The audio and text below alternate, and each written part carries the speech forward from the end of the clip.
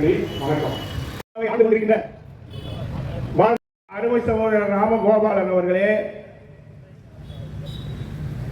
இங்கே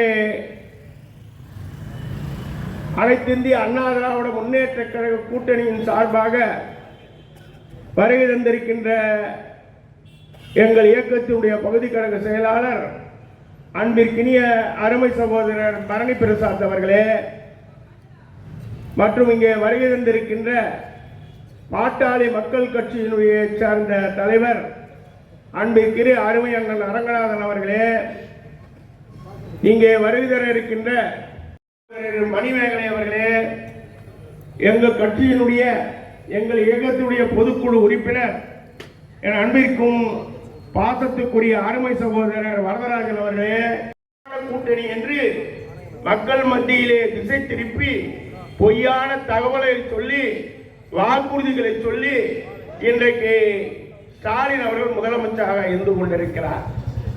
அனைத்திந்திய அண்ணா திராவிட முன்னேற்ற கழகத்தை பொறுத்த மட்டில் கருணாநிதியே பார்த்தது அதிமுக. புரட்சி தலைவர் எம்ஜிஆர் துவத்திலிருந்து அவங்க அப்பா கருணாநிதியே பார்த்து நம்முடைய ஆட்சி போய் கொண்டிருக்கிறது, தேய்ந்து கொண்டிருக்கிறது. பாரத வச்சுக்கீங்க, அதனால ஓட்டு போட மாட்டோம்னு சொல்றாங்க. என்ன தப்பு? ஒரு நல்ல கேப்பபிள் பிரைம் மினிஸ்டர் கூட கூட்டணி வச்சு நிக்கிறது என்னடா தப்பு? பாரதிய ஜனதா கட்சி, பாட்டாளி மக்கள் கட்சி கூட்டணி இணைந்த உடனே தமிழக ஒரு ஆட்டம் கொண்டு விட்டார். இவங்க ஆளுகின்றவர்கள் ஒரு ஆட்டம் கண்டு விட்டார்கள். என்னடா இந்த கூட்டணி வச்சு நம்ம என்ன பண்றது? அதனால மக்களை எப்படியே கவனம் பண்ணிக்கணும். 5000 ரூபாய் கொடுக்கின்றோம்.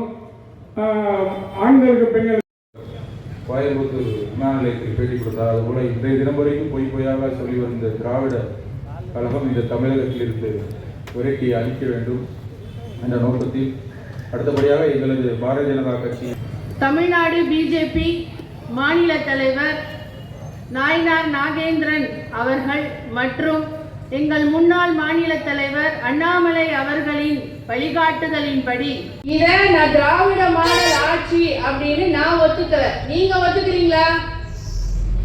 சொல்லுங்க, ஒத்துக்கிறீங்களா? திராவிட மாடல் ஆட்சின்னு ஒத்துக்கிறீங்களா?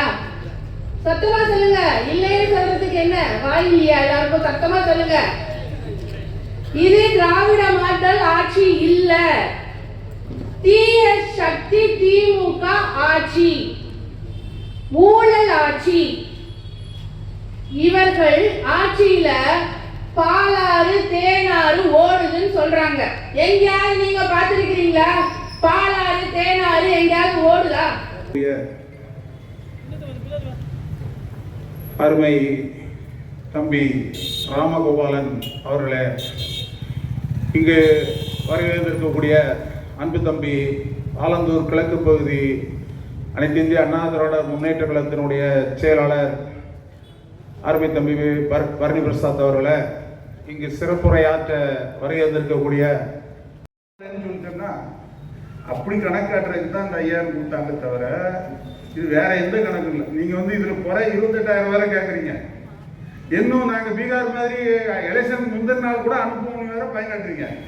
ஆனால் அவங்க கிளைமே பண்ணல. நாங்கள் இங்கே ஆட்சிக்கு வருவோம், நாங்கள் முதலமைச்சர் ஆகிவோம் யாருக்கிட்ட சொல்லல. நீங்கள் ஏன் அது ஞாபகம் தலைமையில் ஆட்சி நடந்துட்டு இருக்கு, அதுக்கு எந்த ஆபத்தும் இல்லை. நம்ம தான் தமிழ்நாட்டில் எடப்பாடியார் மே மாதம் முதலமைச்சராக உட்கார போறாரு. அதுல எந்த மாற்றமும் இல்லை. ஏன்னா நம்ம கூட இருக்கிறது பாரதிய ஜனதா பார்ட்டி, பாட்டாளி மக்கள் கட்சி. நம்ம கூட இருக்கிறது அத்தனை கூட்டணி கட்சிகளும் மனசார ஆட்சிக்கு நம்ம எடப்பாடியார உட்கார வைக்கணுங்கிற எண்ணத்தில் இருக்காங்க. அங்க மாதிரி இல்லை.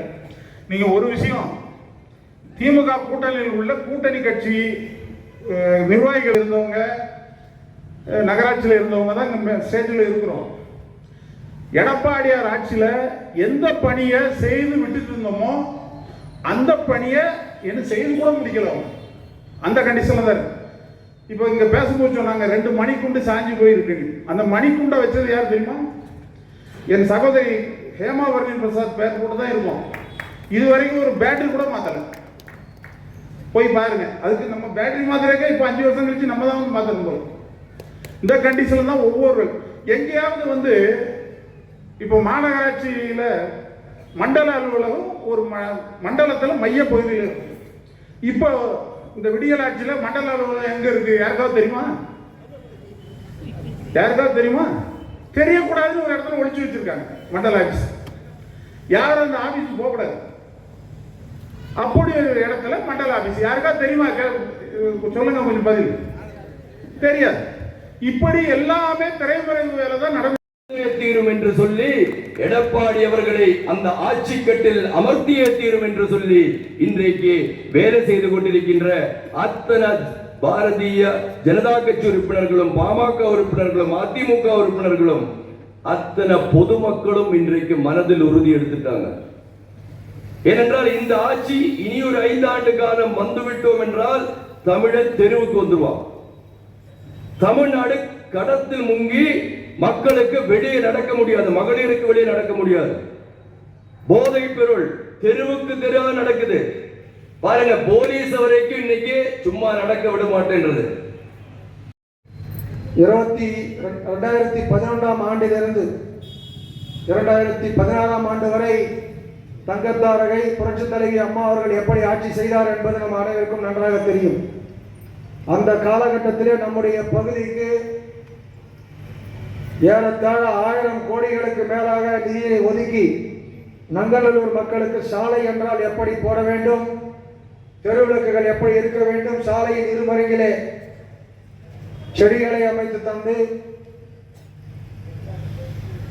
இரவை பகலாக்கும் தெரு விளக்குகளை அமைத்து தந்து சாலையின் நடுவிலும் ஓரத்திலும் ஜொலிக்கும் வர்ணம் பூசி விளக்குகளை அமைத்து தந்து விமான நிலையத்தில் நன்மை போல அமைத்து தந்ததை இந்த இருக்கும் பகுதி மக்கள்